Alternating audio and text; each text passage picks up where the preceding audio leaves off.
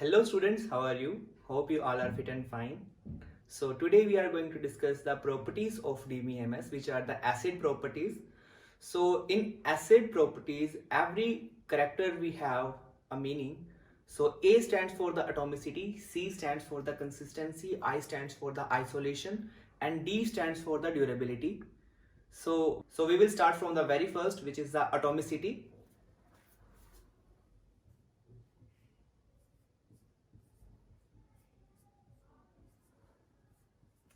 So in atomicity, for example, we are using third party to make some payment like a Paytm and Beam app. We are opening the app and we are enter the details of the beneficial and we are entering our UPI ID. So at that moment, if the internet connection is breakdown and something happen like if we not press the OK button and we will close the app, then the transaction will not be completed. So at that case, our money will not be deducted and the beneficial received from ourselves. So this is the simple mean. The atomicity will be something in which the transaction will be complete or it doesn't do any task. For example, either the transaction will be complete or not a single task will be done inside the transaction. For example, we are going to pay the 1,000 rupee to the beneficiary. For example, the person A sending to the B the 1,000 rupee. He is opening the app, entering the beneficiary's detail and entering the UPI ID. But something happened and the transaction fails and the person B doesn't receive the amount. So at that time, it doesn't happen like the transaction will be done by yourself but the money will not be received. Maybe in some cases it will be happen, but it will be recovered in 1 or 2 days. But this is the topic we have, the atomicity. Either the task will be done or nothing will be happen in our transaction simply. So the second one is consistency.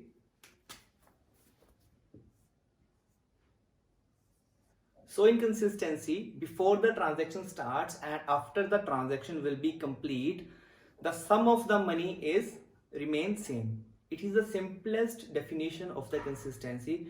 You have find many definitions and many examples on the internet of the concept consistency.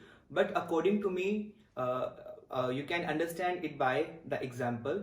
Before the transaction and after the transaction, the sum of the money will remain same. Okay, so I will give you the example to understand this. So for example, the person A wants to send amount of 1,000 to person B,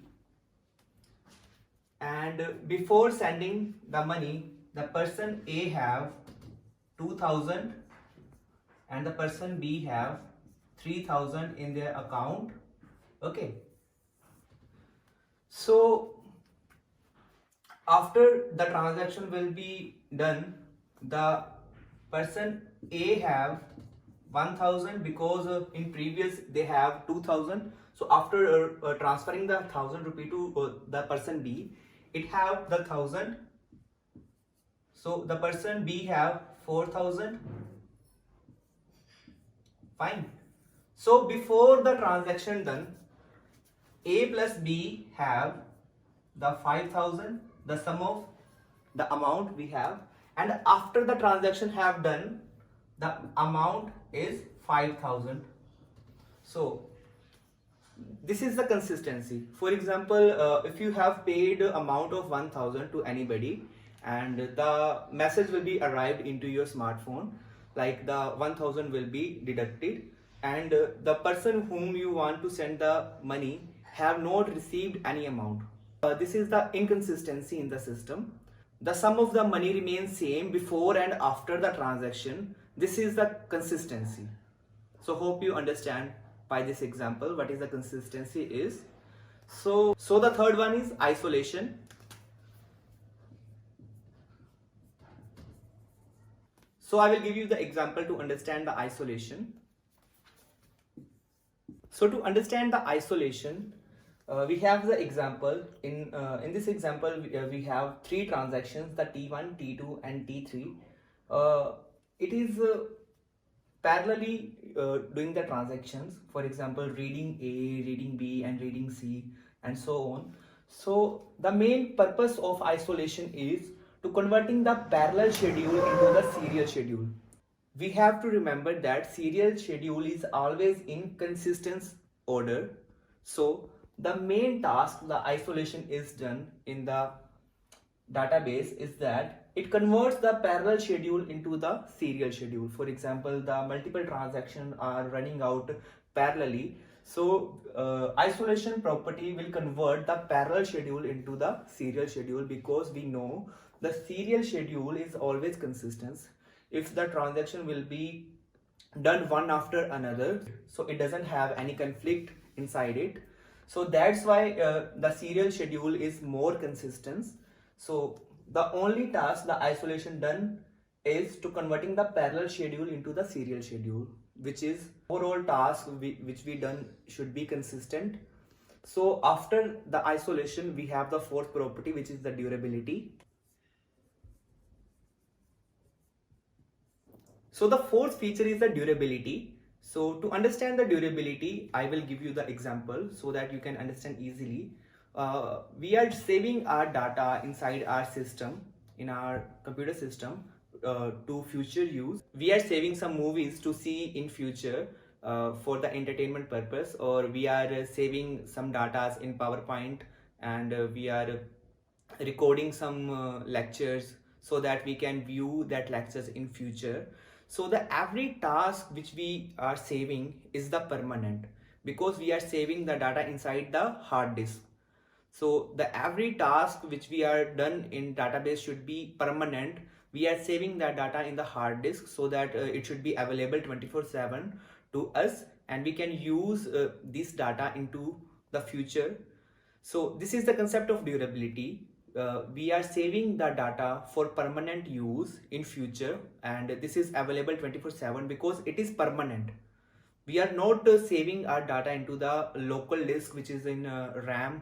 The every task which we have done in the RAM is washed out when the electricity is off, but the task which we have saved in the hard disk will be permanent. So the permanent use of the data and permanent saving the data is the concept of durability. So it is the fourth property of the DBMS, because the every task which we have done in the DBMS software, we are saving data, we are updating data. So everything which we have done, for example saving, for example inserting, updating, deleting, and anything, it is the permanent. We cannot roll back. We can roll back our transactions or the data changes before commit, but once we commit, or you can say once you save that data, you can't roll back.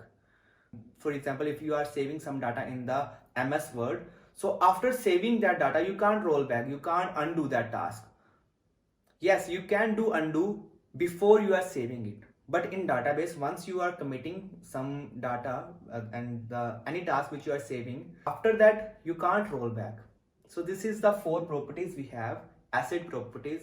After understanding these four properties, you can understand the database more easily. This is the basic things to understand it, because these are the four properties: the asset properties, the atomicity, consistency, isolation, and durability. These are the four features which describe the quality of DBMS. Why we are using DBMS? Because it have these four properties. So thank you so much for watching, and if you like the video, so hit the like button and subscribe my channel, and see you in the next video guys. Stay home, stay safe, and bye bye, see you.